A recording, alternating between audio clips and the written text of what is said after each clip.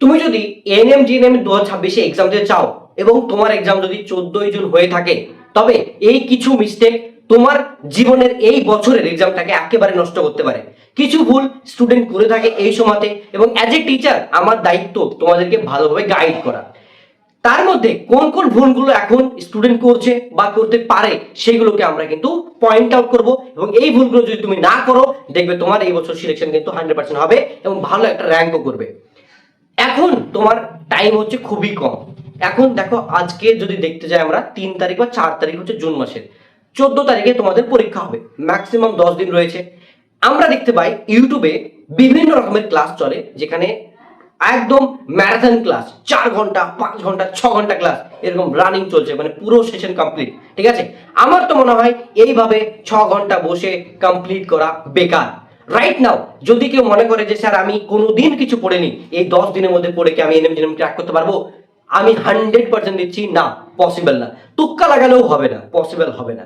যদি তুমি ভালো করে পড়াশোনা করে থাকো অলরেডি, তাহলে এই 5 ঘন্টা 6 ঘন্টা লাইভ সেশন করার কোনো মানেই হয় না। যদি সেই সেশনের মধ্যে শুধুমাত্র পিওয়াইকিউ করানো হয় বা কোশ্চেন সলভ করানো হয়, দেন ইটস গুড। আর তোমার যদি মনে হয় যে অলরেডি আমার পড়া আছে, রিভিশন করা আছে, তাহলে তুমি সেই ক্লাসগুলো দেখো, না হলে এই সমস্ত ক্লাসগুলোকে অ্যাভয়েড করো।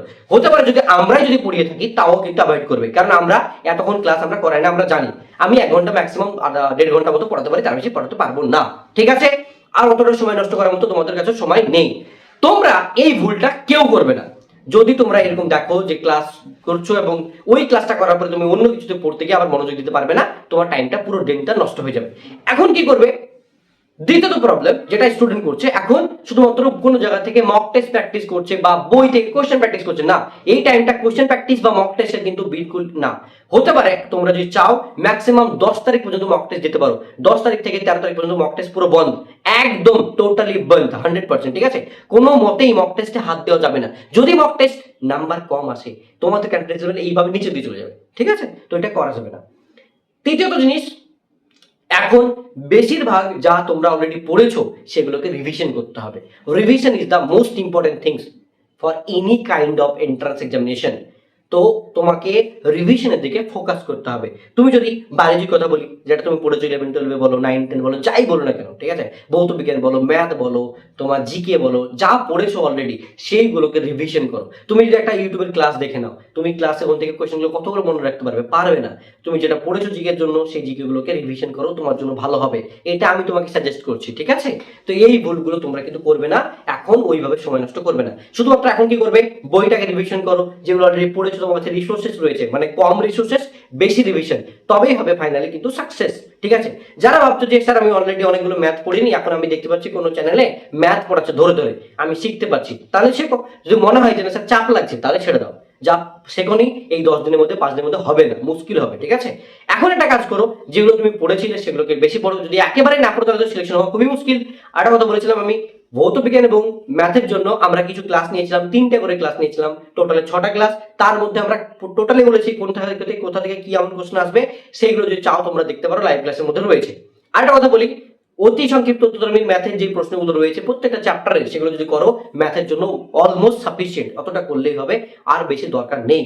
আবার দেখতে পাচ্ছিলাম আমি অনেক জায়গাতে দেখছি বিভিন্ন টাইপের অন্যান্য ম্যাথ করানো হচ্ছে, যেগুলো ম্যাথ কিন্তু আসে না পিআইকিউ। ঠিক আছে, ওগুলো আসেনি কোনোদিন, তাও তোমাদেরকে পড়ানো হচ্ছে গভর্নমেন্ট জবের মতো করে। ঠিক আছে, সেগুলো দরকার নেই, তোমরা তোমাদের 9-10 বই পড়ো, যাচ্ছে মোর দেন সাফিসিয়েন্ট। ইংলিশ নিয়ে যাদের ভয় আছে তাদেরকে বলি, ইংলিশ নিয়ে আমাদের হোয়াটসঅ্যাপ গ্রুপে জয়েন করো। আমরা ওখানে ইংলিশের জন্য একটা সাইট, আমরা তোমাদেরকে জিনিস দেবো, যেখানে গিয়ে তুমি প্র্যাকটিস করতে পারবে, নিজে থেকে চেষ্টা করতে পারবে, প্র্যাকটিস করতে পারবে। আর একটা কথা, মক টেস্ট যা দেওয়া দিয়ে দিয়েছো, এখন মক টেস্ট দিয়ে নিজেকে এভালুয়েট করার দরকার নেই, এখন রিভিশন করো, বারবার একই জিনিস ছাগল মুরগির মতো ওগুলোই পড়ো, তাহলেই হবে। তো এই ভুলগুলো থেকে নিজেকে বিরত রাখো। আর একটা কথা, কোনো জায়গাতে বন্ধুদের সঙ্গে যে এটা হচ্ছে কোয়েশ্চেন নিয়ে ডিসকাশন, এটা গুগলে একরকম দেখাচ্ছে, আলাদা একরকম দেখাচ্ছে, ও ঝামেলা বুঝে পড়ে লাভ নেই। আর একটা কথা, ইনফরমেশন এখন খুব ইম্পর্টেন্ট। তোমাদের কবে অ্যাডমিট কার্ড বেরোচ্ছে, কবে কি করতে হচ্ছে, সবগুলো সঠিকভাবে ইনফরমেশন তোমরা গ্যাদার করো। যদি তুমি না মানে ইনফরমেশন পাও অ্যান্ড মিস করে যাও, তাহলে দেখবে তোমার এন্ট্রান্সটা ক্যান্সেল হয়ে যেতে পারে, মুশকিল হয়ে যেতে পারে। তো তোমার এক্সাম কবে আছে তুমি জানোই না, কোথায় সেন্টার পড়েছে, ভুল করে চলে গেল।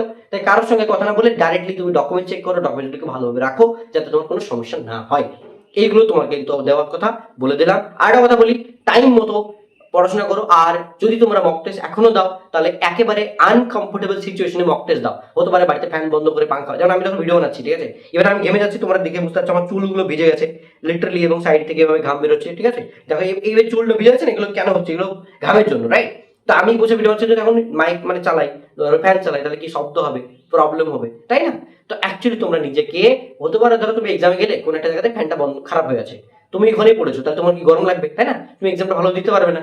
তাই নিজেকে এমন করো যে এক্সামের প্রিপারেশনের জন্য যখন তুমি বসছো মক টেস্ট দিতে, তো নিজেকে আনকমফোর্টেবল, যতটা বড় খারাপ সিচুয়েশনে রাখো এবং যেন এক্সামটা দিতে পারো। আর ওয়েমার ফিল করা এখন থেকে প্র্যাকটিস করা শুরু করো, ঠিক আছে?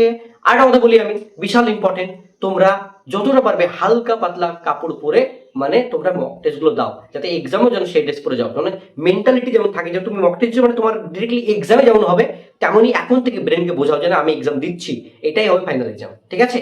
So thank you so much, এই ভুলগুলো করবে না অ্যান্ড দেখবে তোমার সিলেকশন হবে।